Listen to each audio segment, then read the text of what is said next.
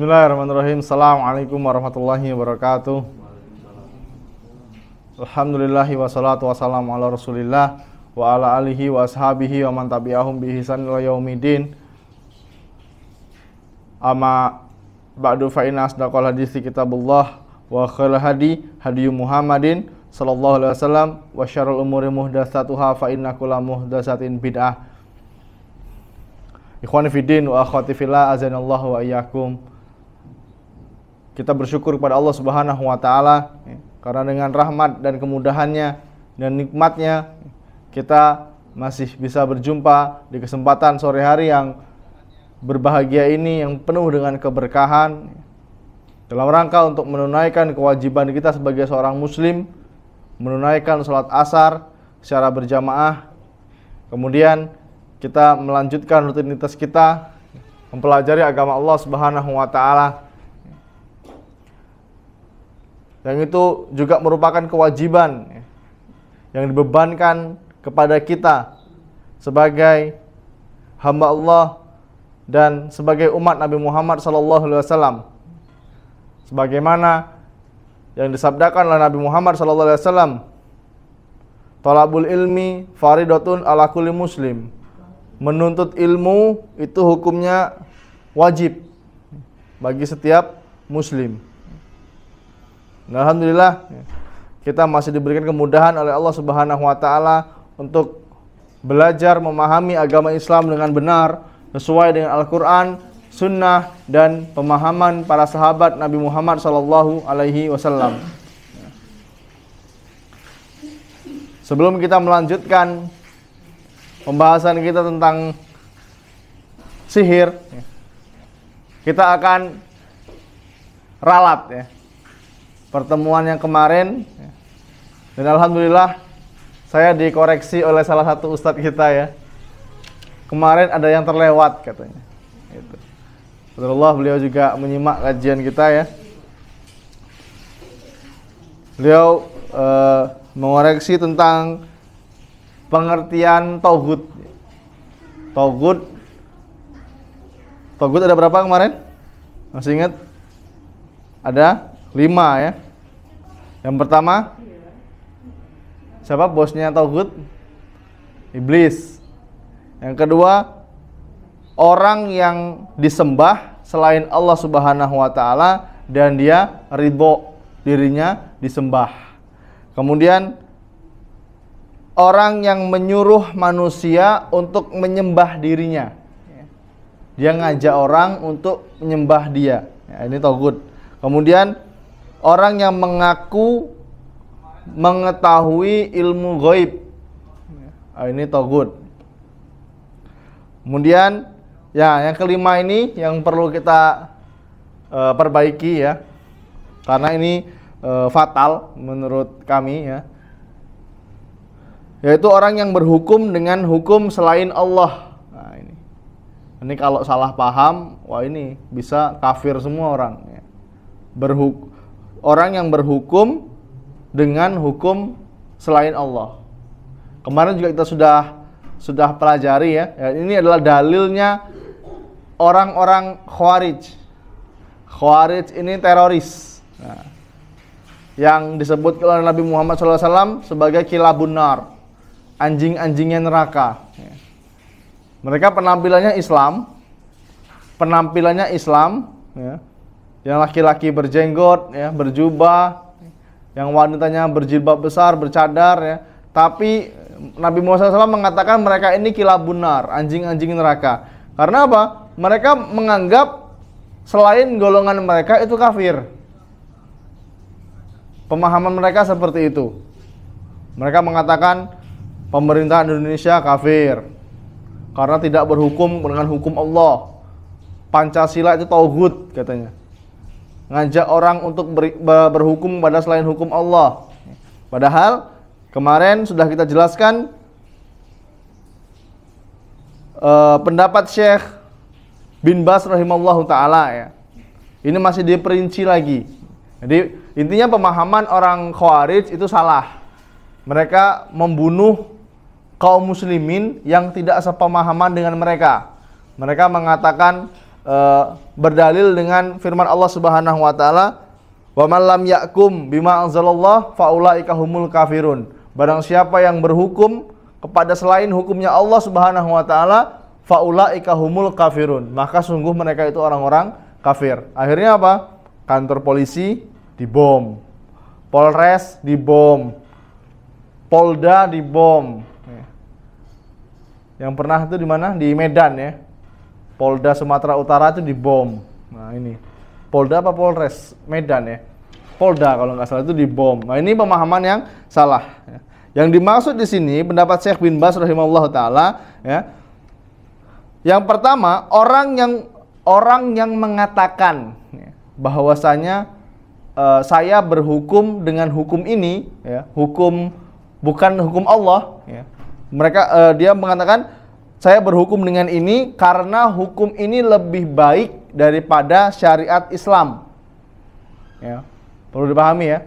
Dia berhukum ini karena ini lebih baik daripada hukum syariat Islam. Jelas ini kufur akbar. Ya. Kufur akbar. Dalam Islam dikatakan orang yang mencuri itu tangannya dipotong. Sepakat ya? Nah, ini dipotong.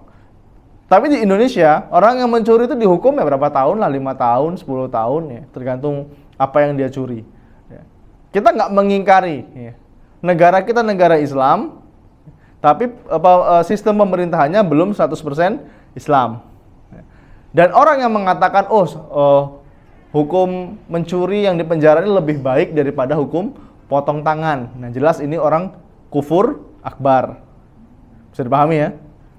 Kemudian orang yang mengatakan ya, saya berhukum dengan ini ya, dengan hukum yang dia pegang ya, karena hukum tersebut sama dengan syariat Islam.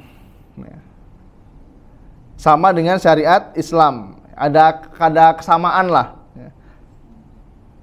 Dan oleh sebab itu saya boleh berhukum dengan ini ya. Dan juga boleh berhukum dengan syariat Islam. Orang yang mengatakan seperti ini maka hukumnya juga kufur akbar. Nah ini yang terlewat kemarin. Mereka menyamakan antara hukum yang dia pegang dengan hukum syariat Islam. Kemudian orang yang mengatakan saya berhukum dengan ini ya karena hukum ini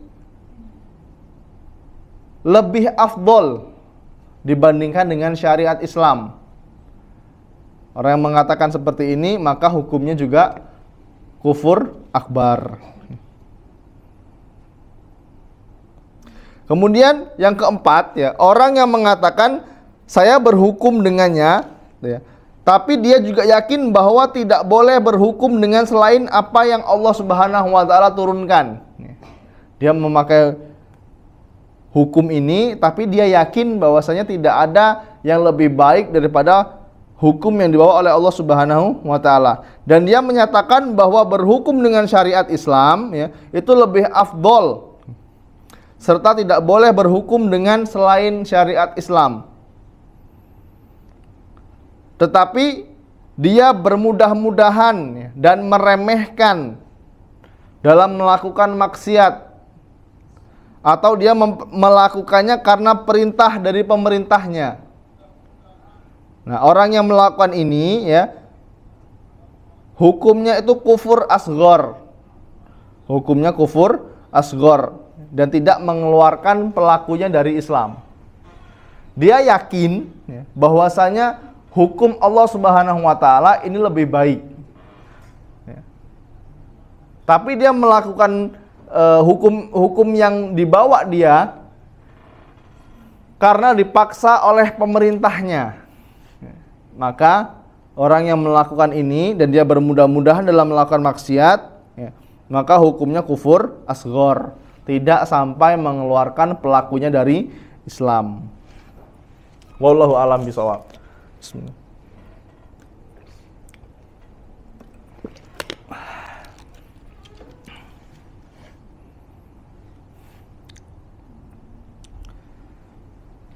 Di kemarin yang dikoreksi itu poin nomor 2 ya. Itu nggak boleh, hukumnya sama-sama kufur akbar. Dan kita melanjutkan pelajaran kita ya, tentang sihir. Sihir kayaknya lumrah ya di Indonesia. Ternyata bukan cuman di Indonesia, ikhwah. Dari zaman dulu itu sihir sudah ada. Mungkin kita yang belum pernah melihat ya, belum pernah melihat secara langsung, sihir itu hanya dongeng ya. Tapi sejatinya sihir itu ada.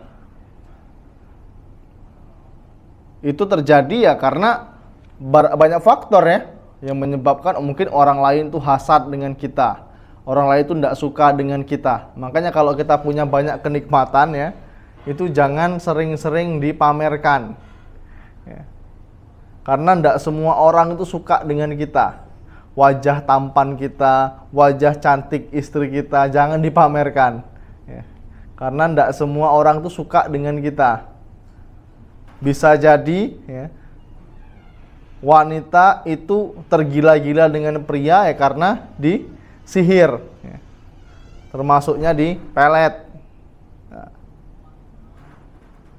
Kemudian sakit, orang sehat tahu-tahu sakit ya, mual-mual, muntah paku misalnya, muntah apa kalajengking. Ini bisa terjadi karena perbuatan orang yang tidak suka dengan kita. Dan banyak media yang membantu proses terjadinya sihir. Dan ini sudah dituliskan oleh Allah Subhanahu wa taala, sudah diucapkan oleh Allah Subhanahu wa taala dalam surat Al-Falaq. Allah Subhanahu wa taala berfirman, A'udzubillahi minasyaitonirrajim. Bismillahirrahmanirrahim. Qul a'udzu birabbil falaq. Aku berlindung kepada Tuhan yang menguasai subuh. Min syarri ma khalaq. Dari kejahatan makhluknya. Wa min syarri ghasiqin idza waqab. Dan dari kejahatan malam telah gelap gulita. Wa min syarrin nafatsati fil uqad. Dan dari kejahatan wanita-wanita tukang sihir yang menghembus pada buhul, yang menghembus pada buhul-buhul. Wa min syarri hasidin idza hasad. Dan dari kejahatan pendengki bila dia dengki. Dalam tafsir Jalalain disebutkan dalam ayat wa min syarrin nafatsati fil uqad allati taqiduha fil khayti tanfuhu fiha bi syai'in taquluhu min ghairi ziqin. Yaitu tukang-tukang sihir wanita yang menghembuskan sihirnya pada buhul. Buhul itu ikatan-ikatan nih kok. Seperti tali-tali ya, yang ditanam di tempat usaha atau dilemparkan di rumah kita ya, yang menjadikan rumah tangganya nggak tentram ya. Kemudian bisnisnya hancur. Ini bisa jadi karena buhul.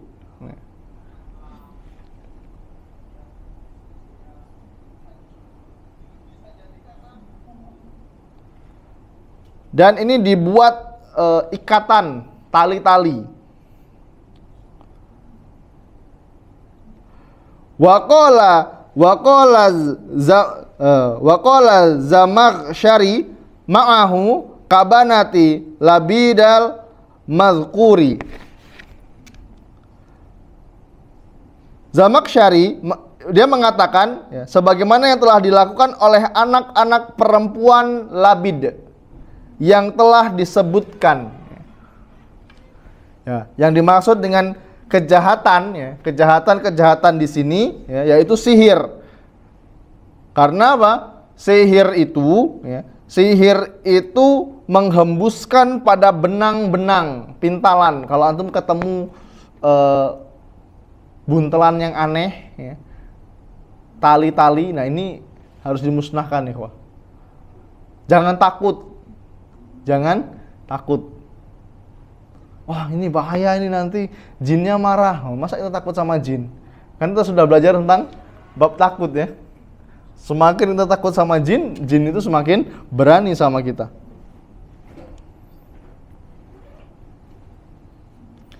Karena di setiap pintalan atau tali tadi, buntelan tadi, ya, itu terdapat tiupan dari mulut, ya, tanpa ludah. Tiupan mulut tanpa ludah. Dan inilah aktivitas tukang sihir, ikhwah.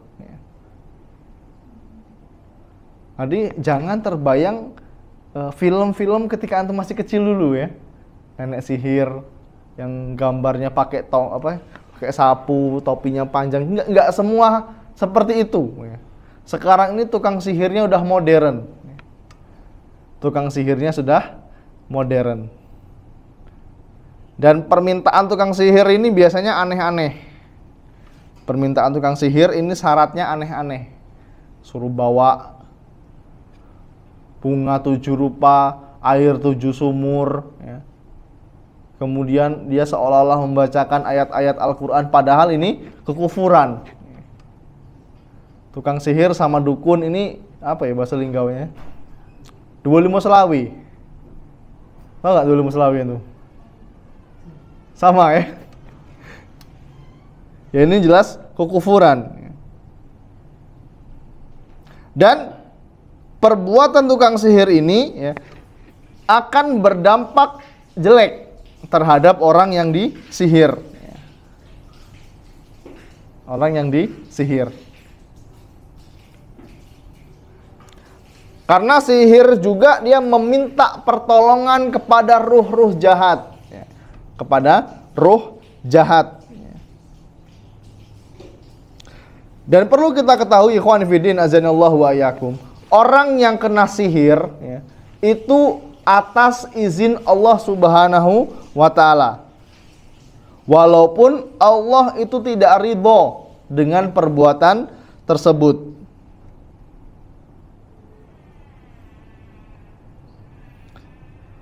Dan itu termasuk izin Allah yang kauni, yang qadari. Allah mengizinkan, tapi Allah tidak ridho dengan perbuatan tersebut. Tetapi tidak izin Allah secara syar'i. Jadi jangan dijadikan dalil. Kenapa Allah meridhoi kalau ini orang tua saya kena sihir? Bukan Allah yang ridho. Allah, yaitu takdir Allah Subhanahu wa ta'ala. Sudah Allah tuliskan 50.000 tahun yang lalu. Ya. Tapi Allah tidak ridho. Karena jelas perbuatan sihir itu tidak dibenarkan dalam syariat Islam. Walaupun itu semua bisa terjadi atas izin Allah Subhanahu wa ta'ala.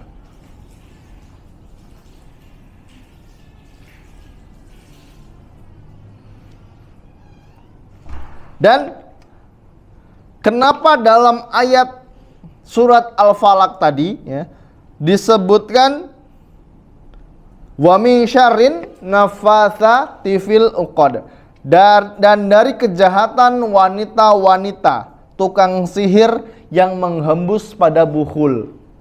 Kenapa yang disebut di sini itu wanita? Karena banyak pendapat, ya. Kenapa yang disebutkan itu wanita? Apakah nggak ada tukang sihir laki-laki? Ya ada, ya. Karena di sini, ya, pendapat yang diambil oleh para ulama seperti Jalaluddin Al-Mahalli, ya, beliau mengatakan dalam ayat ini kenapa disebut perempuan? Karena orang yang menyihir Nabi Muhammad SAW, ya, itu adalah putri-putri Labid. Anak-anak dari Labid bin Al-As'am. Anak-anak dari Labid, perempuan yang menyihir Nabi Muhammad sallallahu alaihi wasallam.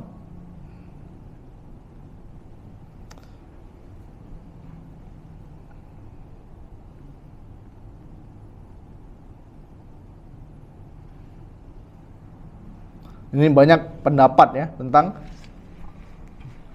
kalimat wa min syarrin nafatsati fil uqad. Ada yang mengatakan ya, yang menyihir itu Labid, bukan putri-putrinya. Ya. Wallahu alam bisawab.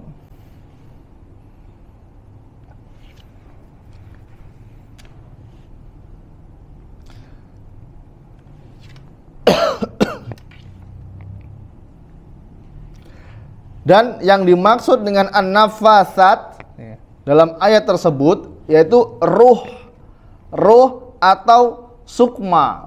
Ruh bukan apa ya? Ya emang ada ruh yang jahat ya. Ruh dari penyihir, orang yang menyihir. Jadi bukan berarti penyihir itu semuanya perempuan ya. Ada ruh-ruh yang jahat, karena penyihir ini dia minta bantuan ya, bukan atas kesaktian dia sendiri ya. Pasti ada campur tangan makhluk lain.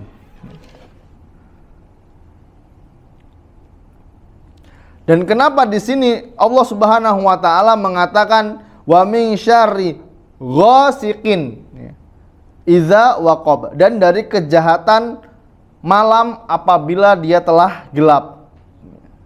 Kalau antum belajar bahasa Arab ada namanya isim nakiroh. Ya. Udah belajar belum? Udah ya? Isim nakiroh itu benda yang belum jelas, ya kan? Lawannya itu makrifat. Makrifat. Contohnya apa ya? Contohnya baitun. Nah, baitun ini rumah. Baitun ya. Ini enggak ada alif lamnya, ini disebut isim nakiroh. Rumah siapa? Paham enggak? Kalau al-baitu bukan al-baitun, al-baitu ada alif lamnya, ini jelas rumah siapa yang disebutkan. Al-baitu. Yang ya udah jelas rumah yang dia maksud. Tapi kalau baitun, rumah siapa? Ya. Di sini Allah Subhanahu wa taala mengatakan wa min syarri ghasikin, bukan wa min syarril ghasikin. Enggak ada alif lamnya, dan dari kejahatan malam. Disebutkan malam di sini itu menggunakan isim nakiroh. Kenapa demikian ya? Karena tidak semua malam itu jelek. Kalau yang disebutkan itu semua malam, pasti Allah Subhanahu wa taala menambahkan alif lam di depan ghasikin. Ya, bisa dipahami ya? Jadi tidak semua malam itu jelek.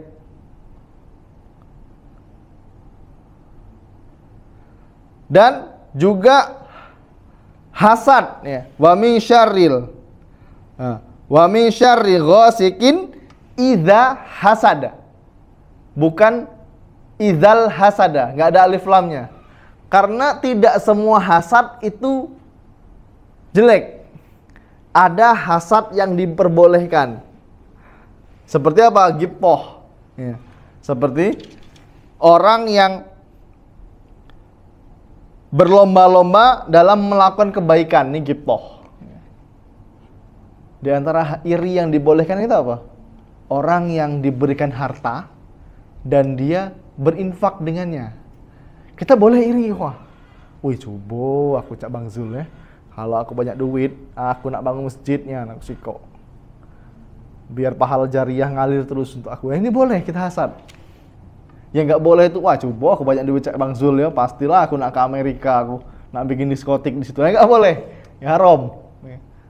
Kemudian orang yang diberikan kemampuan oleh Allah Subhanahu wa taala untuk menghafal Al-Qur'an. Karena nggak semua orang diberikan hikmah oleh Allah Subhanahu wa taala untuk menghafalkan Al-Qur'an. Anak inilah sudah umur 35 tahun sulit menghafal Al-Qur'an. Kata siapa ikhwah? Ya. Kami sering jumpain orang yang sudah berumur 60 tahun, 65 tahun, semangatnya menghafal Al-Quran mengalahkan anak-anak yang usia remaja. Ya. Nah, ini hasad yang diperbolehkan. Bisa dipahami ya? Kenapa Allah Subhanahu wa taala tidak menambahkan alif lam ya di surat Al-Falaq? Karena tidak semua malam itu jelek dan tidak semua hasad itu jelek. Ada hasad yang diperbolehkan. Yang nggak boleh itu dia berharap ya, nikmat itu ada padanya. Contoh, wah Bang Zul nih punya mobil nih. Bang Zul nih harusnya nggak punya mobil nih. Masa kerjanya sama kayak saya, ya kan? Kerjanya sama kayak saya, berangkatnya bareng, rumahnya sebelahan. Masa dia punya mobil? Nggak pantas dia punya mobil. Harusnya tuh saya yang punya mobil. Nah, ini namanya hasad. Dia berharap nikmat itu kembali padanya. Nah, ini nggak boleh. Tapi kalau lihat Bang Zul bersedekah, wah saya harus bersedekah nih. Atau gipoh, wah Bang Zul ini semangatnya dalam dakwah ini luar biasa ini. Ya. Walaupun kami sama-sama kerjaannya sama ya, gajinya sama, tapi dia kalau ada kepentingan sosial, dia selalu duluan. Wah saya harus mengalahkan Bang Zul. Nah ini boleh. Ya. Gipoh namanya, berlomba-lomba dalam kebaikan.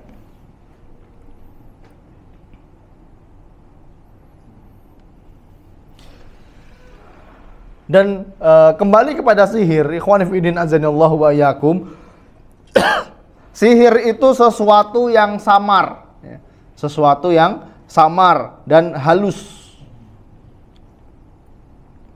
Dan secara istilah, ya, sihir itu ada dua pengertian. Ini secara apa? Istilah.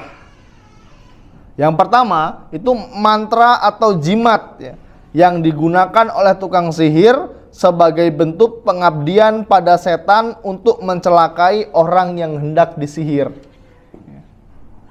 Mantra atau jimat yang digunakan oleh tukang sihir sebagai bentuk pengabdian kepada setan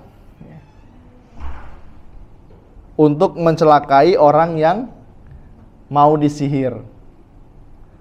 Biasanya tukang sihir ini mantranya itu apa ya, nggak jelas ya.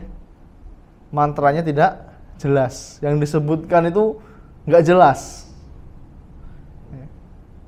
Ini kita nggak berbicara suku tertentu ya, tapi yang namanya tukang sihir ini biasanya kayak gitu. Dia membaca mantra, dibilang ayat suci Al-Quran bukan, tapi bahasanya nggak jelas. Misalnya dipakai di apa? Di air misalnya, bacakan nggak jelas bacaannya. Kemudian nih, air ini kamu siramkan di depan rumah dia. Siap mbah. Disiram, kemudian apa besoknya rumah tangganya hancur. Ya. Kemudian usahanya bangkrut. Ini karena disebabkan sihir biasanya. Ya. Bisa jadi, ya, walaupun nggak semuanya. Kemudian yang kedua ya, obat yang berpengaruh di badan, akal, dan pikiran orang yang disihir. Dan inilah yang disebut dengan membuat orang lain itu tertarik atau benci, atau bahasa gampangnya pelet lah. Pelet ini bisa menjadi pemikat, bisa menjadikan seseorang itu benci. Suami istri yang adem ayem, saling mencintai, ya kan? Rumah tangga yang tentram, jauh dari gosip-gosip miring, ya. Tahu-tahu berantem, rumah tangganya cerai. Bisa jadi ini karena apa? Sihir. Bisa jadi karena sihir. Yang tadinya, wah saya ada seorang laki-laki pernah melamar akhwat misalnya, ditolak. Karena beberapa faktor lah, ya. Karena dia kurang tampan, atau karena dia miskin, ya. Sakit hati dia, ya kan? Sakit hati, akhirnya pergi ke dukun. Ya, timbullah kalimat apa? Cinta ditolak, dukun bertindak. Nah, ini kurang tepat ya. Ini perkataan kufur. Cintanya ditolak, dia datang ke rumah dukun, minta pelet ilmu. Ya, kayak tadi lah kurang lebihnya. Nih air ini sudah saya jampi, kamu siram di halaman rumahnya atau di kendaraannya. Atau kirim fotonya aja. Wah, ini dukun sekarang udah modern, kirim fotonya lewat dokumen. Ya. Lewat WhatsApp tapi dokumen, jangan foto ini. Apa? Yang dari galeri itu. Nanti fotonya dicetak. Biasanya kalau dokumen nggak pecah kan? Cetak, taruh di boneka, ya. Dijahit fotonya di boneka, dijampi-jampi yang membuat orang wanita ini jatuh cinta sama laki-laki tersebut. Mungkin nggak seperti ini? Mungkin nih, wah. Ini ada nyata real. Biasanya dari apa? Foto. Hanya wanita itu usahakan jangan upload foto. Ya. Antum yang punya istri ya, yang punya istri mungkin punya kakak perempuan ya, usahakan nasihatin. Jangan upload foto. Apa tujuan upload foto itu apa sebenarnya? Ya. Tujuan upload foto itu apa? Pengen dilihat, ini loh saya, gitu loh. Ini untuk perempuan ya, konteksnya untuk perempuan. Karena perempuan ini riskan dia, terkena sihir, kena pelet. Apalagi terlalu cantik, waduh ini bahaya ini. Ya. Kita punya istri, punya anak perempuan ya, punya anak yang beranjak remaja, ini usahakan tahan. Ya. Jangan boleh upload foto. Karena mudaratnya lebih besar, ikhwah. Mudaratnya lebih besar. Apalagi suami pasang foto profil WhatsApp itu istrinya. Ya. Foto selfie istrinya. Waduh ini buat apa tujuannya? Ya. Kalau bisa foto istri kita jangan sampai bertebaran di sosial media, ikhwah. Ya. Kalau bisa. Ya. Ini nasihat juga untuk saya pribadi. Ya. Dan ini harus diingatkan terus, ikhwah. Karena wanita ini apa? Bengkok dia. Yang pertama upload foto kaki, kemudian dari belakang. Lama-lama ya dia terbiasa dengan upload foto. Nah, ini yang berbahaya. Bisa jadi dia kena sihir. Tahu-tahu di rumah marah-marah ya sama orang tuanya, sama suaminya marah-marah, sama anaknya dia nggak sayang lagi. Bisa jadi dia kena sihir tadi. Ya. Ini pengertian sihir secara istilah.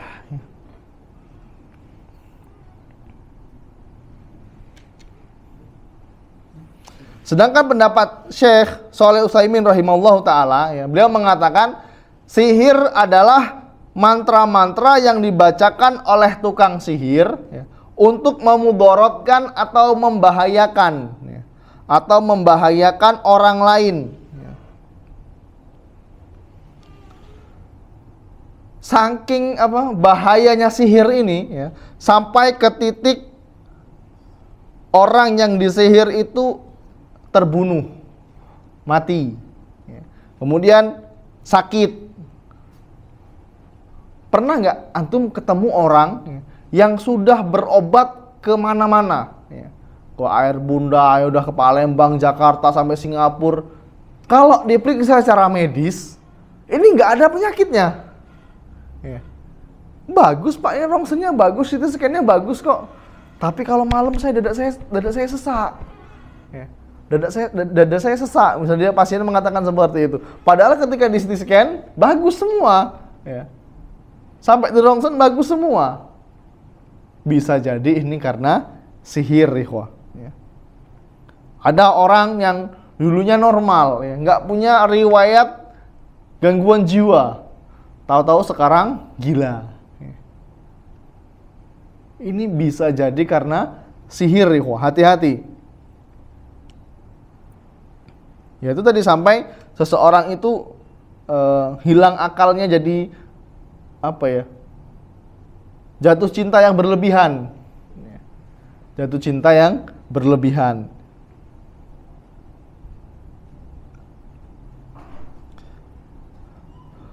Dan demikian itu ikhwan fillah azanillahu wa iyyakum ya, perbuatan sihir tetap diharamkan oleh agama Islam.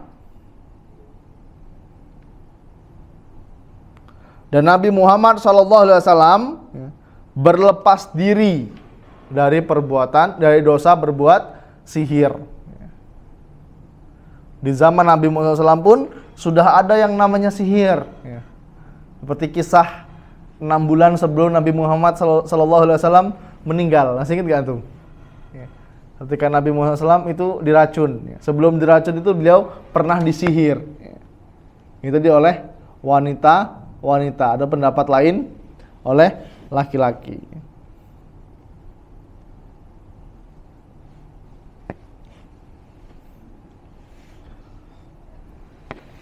Dan sihir itu ikhwan fillah azanallahu wa iyyakum itu ada bermacam-macam ya.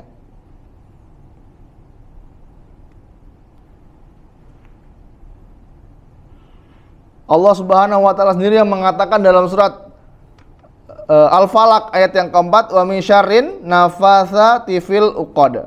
Dan dari kejahatan wanita-wanita tukang sihir yang menghembus pada bukhul, pada tali-tali. Dan kita berlindung kepada Allah Subhanahu wa taala dari perbuatan sihir.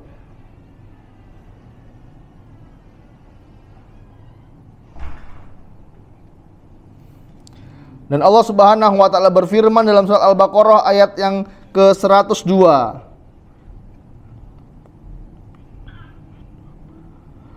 Kata Allah Subhanahu wa taala, "Fayata'allamuna minhuma ma yufarriquna bihi bainal mar'i wa zaujihi." Maka mereka mempelajari dari kedua malaikat itu apa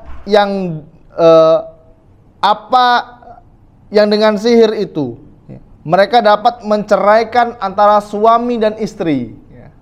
Ini sihir bisa menceraikan suami dan istri. Dan sesuatu yang dipelajari itu menunjukkan bahwa sihir itu benar-benar ada. Tidak sangka endorse nanti. Jadi mau ndak mau, suka ndak suka ya emang sihir itu ada ikhwah. Sihir itu ada. Jadi jangan kaget antum kalau lihat atau tetangga antum, saudara antum yang kena sihir. Ini cuman settingan ini. Bukan settingan ikhwah. Bisa jadi itu benar-benar terjadi dengannya.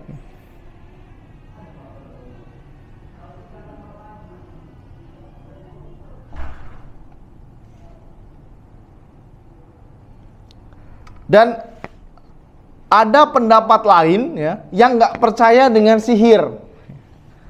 Orang yang nggak percaya dengan sihir, wah ini cuma tipuan mata aja. Ini tipuan mata aja, hakikatnya nggak ada sihir itu. Seperti tipuan Nabi Musa. Mereka berdalil surat Thaha ayat yang ke-66. Qala bal alqu fa iza hibaluhum wa isiyuhum yukhayyilu ilaihi min sihrihim annaha tas'a. Ketika Nabi Musa alaihissalam berkata, silakan kamu sekalian melemparkan. Ini kisah Nabi Musa yang bertarung dengan tukang sihir Fir'aun ya. Melemparkan tali-tali dan tongkat-tongkat mereka. Dan tiba-tiba tali dan tongkat mereka terbayang kepada Musa seakan-akan ia merayap cepat lantaran sihir mereka. Ketika tukang sihirnya itu melemparkan tali dan tongkat, seolah-olah dia berubah menjadi ular dan mengejar Nabi Musa. Padahal itu hanya tipu pandangan mata, tipu muslihat. Dan orang-orang ini mereka berdalil demikian. Sihir itu nggak ada, itu tipuan mata aja itu. Dan ini siapa yang berpendapat seperti ini? Itu adalah kaum Mu'tazilah, ikhwah. Kaum Mu'tazilah. Mereka selalu mengagungkan akal mereka. nggak masuk lah kayak gitu. Gimana logikanya gimana? Masa ada sihir bisa orang muntah paku, bisa orang muntah kalajengking, ya. Bisa muntah beling. Ya. Nah, ini bisa terjadi, ikhwah. Ini bisa terjadi. Dan pendapat Ahlus Sunnah wal Jamaah, ya, kita sepakat bahwasanya sihir itu ada, ya. Dan hakikatnya sihir itu memang ada, bukan tipuan, ya. Dukun, ya. Tukang sihir itu benar-benar ada. Dan sihir, ya, sihir itu bisa membuat orang lain jatuh sakit, bahkan mematikan. Sihir itu bisa menjadikan orang lain sakit, bahkan juga bisa mematikan. Terus gimana Ustaz kalau orang yang mati itu husnul khotimah apa su'ul khotimah? Allahu a'lam. Ya. Allahu a'lam. Saya tidak berani mengatakan di luar batas kemampuan saya, nggak tahu saya. Ya. Tapi sihir itu bisa mematikan orang yang disihir. Kemudian yang kedua, ya,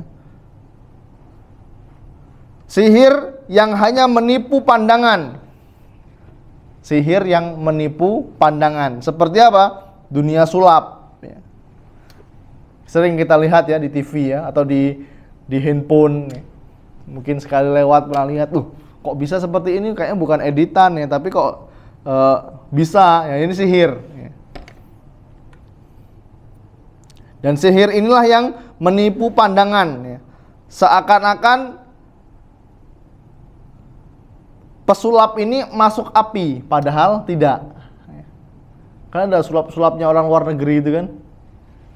Kok bisa masuk atau melintasi api?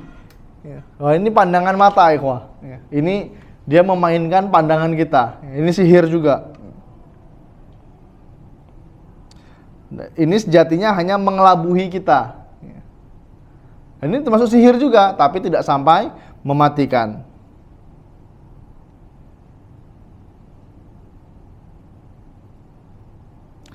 Dan dari sini ya bisa kita pelajari bahwasanya sihir ya, atau sulap itu tidak bisa merubah bentuk. Sihir itu tidak bisa merubah bentuk suatu benda. Misalnya apa? Dari topi, ya, batu dimasukkan ke topi, nanti diangkat jadi emas, nah ini dusta. Ya. Ini tidak mungkin. Logika kita ya, kalau ada orang yang seperti ini, ngapain dia keliling-keliling jadi tukang sulap?